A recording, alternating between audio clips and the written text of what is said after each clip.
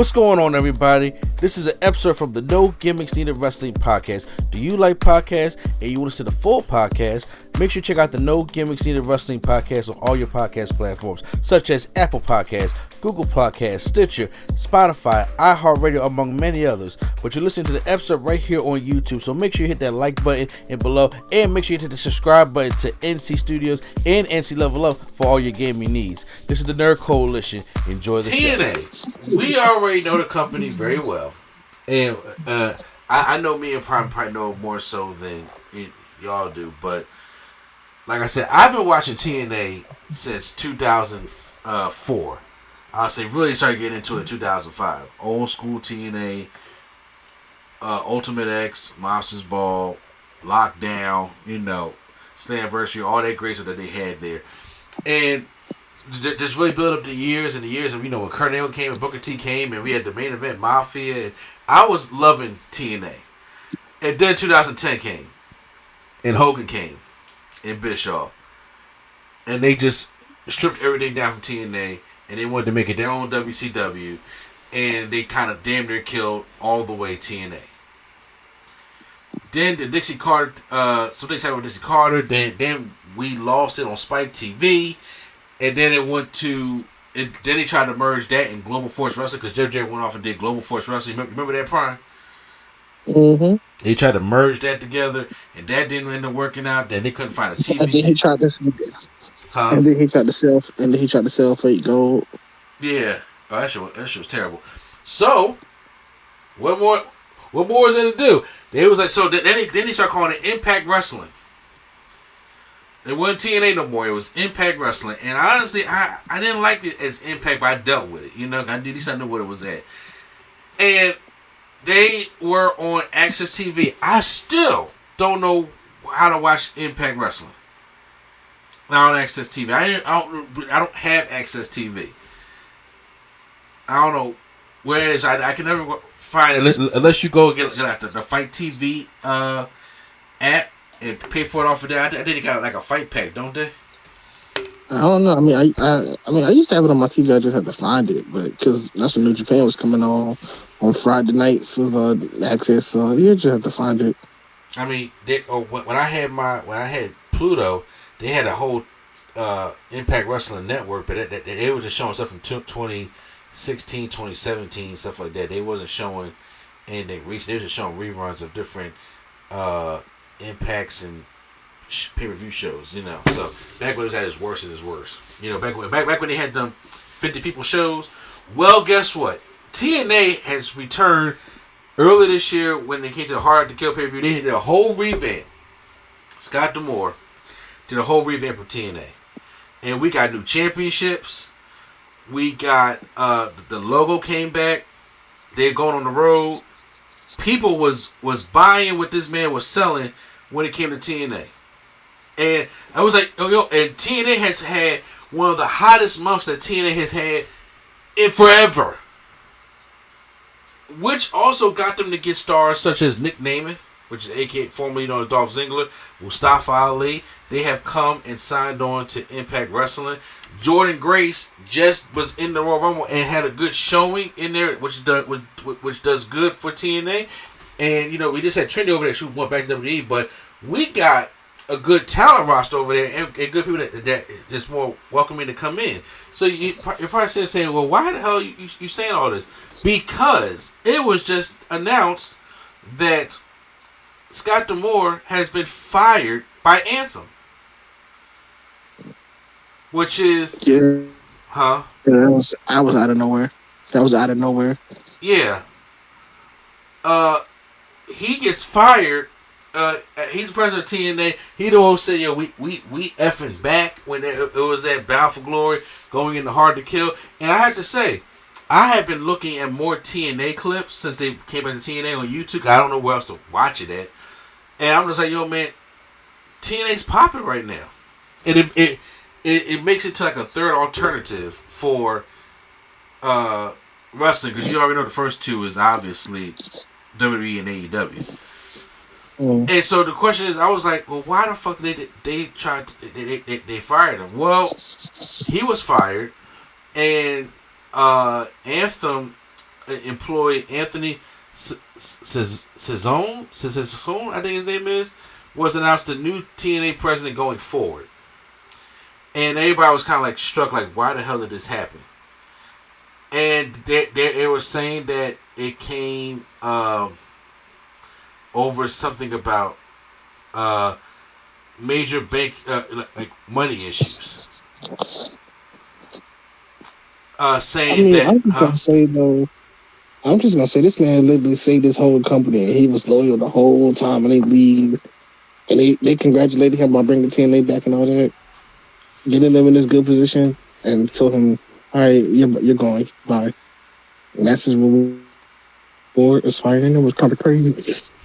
Well, it says here, I'm on WrestlingNewsSource.com, which is probably not a good site. I'm not sure, but what I'm reading here is insiders close to D'Amore had pointed out that his substantial wealth from ventures outside of wrestling highlight his passion for the sport as his primary reason for involvement. Under his leadership, TNA enjoyed the most prosperous period in nearly a decade, which is not lying, sparkling D'Amore's ambition to further develop the company. He had long advocated for increased budget for TNA, even hinted at resignations to underscore his pivotal role, confident to his indispensability to Anthem, TNA's parent company.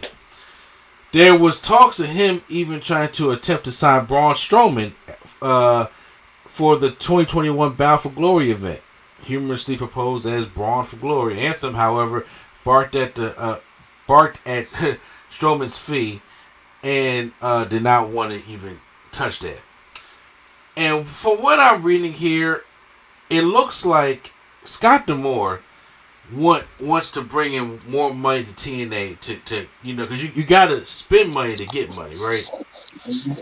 And I think that's what he wants to do with TNA. I think he wants to make it to be a third alternative, and you need that to be attracting for somebody who is out the company and who may not want to travel all the way to Japan, go to AEW, or even WWE.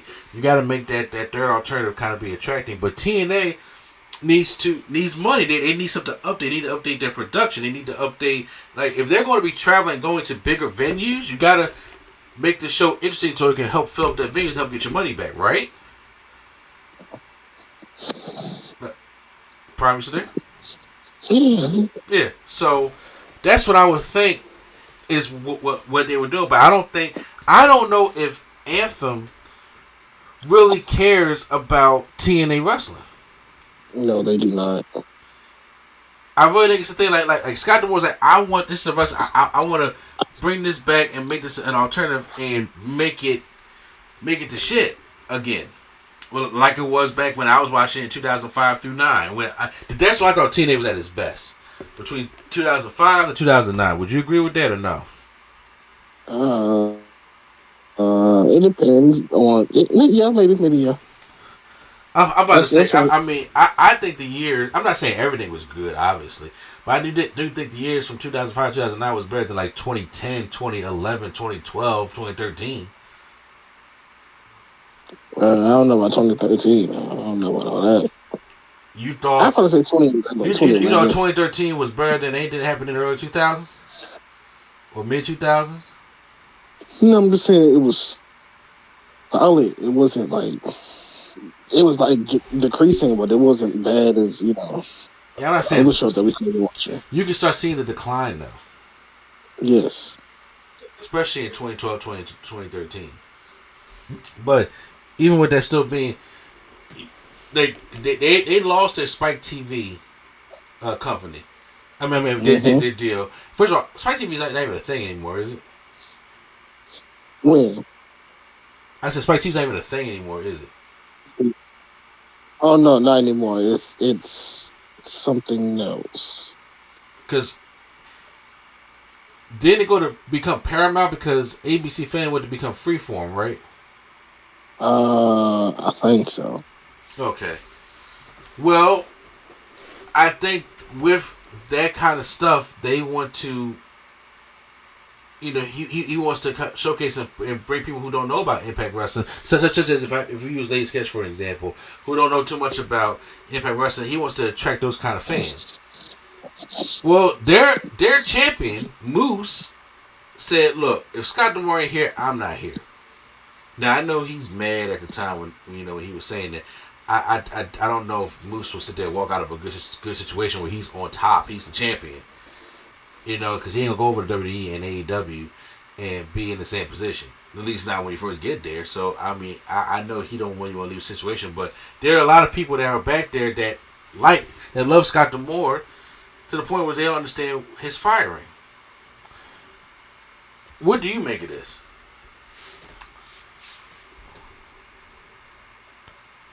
So I think that somebody in Anthem is trying to undermine his everything he did. Okay. So they could just be basically he gave it to them on a platter of here you go. I built this back from the ground up. Here you go. Mm-hmm. Gave it to them on a platter, and they just kind of thanks. Get out of my way. I'm gonna do whatever I want with this. Now that you got it back to a presentable level. So I don't know. That's kind of wrong to fire them. Yeah, so do you think that Anthem is gonna put more resources in it, or whoever this Anthony Saccone guy that they hired? Because the biggest thing I wanted is I think he'll bring a different element. Huh? I think he'll bring a different element to it, not necessarily because wrestling. He can bring something different that he can incorporate with wrestling, but I don't know. What I want is Impact to come back to the Liacouras Center. Because we here in Philly, Impact used to come to the when they would travel and they do lockdown and stuff like that. They used to come to the Liacouras Center. I don't think they do those type of venues anymore though. I know because they do. I think they do now, right? You got to build back up. No, but you don't have to build back up that well. I don't think they want to go to Liacouras Center because even AEW kind of sometimes don't go there. But I'm saying I won't like them to go to an arena bigger than that one that it was in when it was 200 people there. Right. As long as we can see the crowd and the hard camera, then we're good. Well, I mean, as of right now, it looks like when Impact does travel to go to shows, they're going to come to the 2300 arena. I don't think that's a tape show. I mean, they tape their shows the 2300 arena. I mean, Ring of Honor should tape their whole 4 weeks of schedule at the... Oh yeah, that was just yeah. Yeah, I'm talking about old Ring of Honor before the Tony Khan bought. You know what I'm saying? Back when it was Adam Cole, Colorado fighting the main event. I don't think new and improved quote unquote TNA is gonna be yeah, we gonna change, go on the road, but they gonna record that. Even though there's nothing wrong with it, but I'm saying how you gonna go from a lot of people to then being squeezed up in there? I mean, I do agree, but I'm saying I'm using Philly as an example because I know all the places are at. The Liacouras Center can hold a couple thousand people. That's where they used to come at.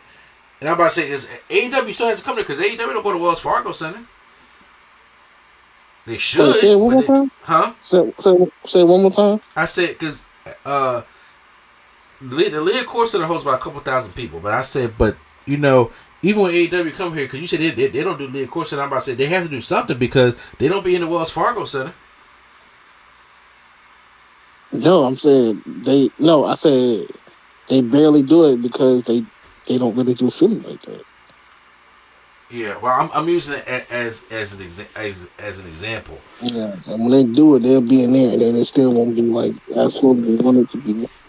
Like when it comes for WrestleMania weekend up here in Philly, they're going to be in 2300 Arena. Mm-hmm.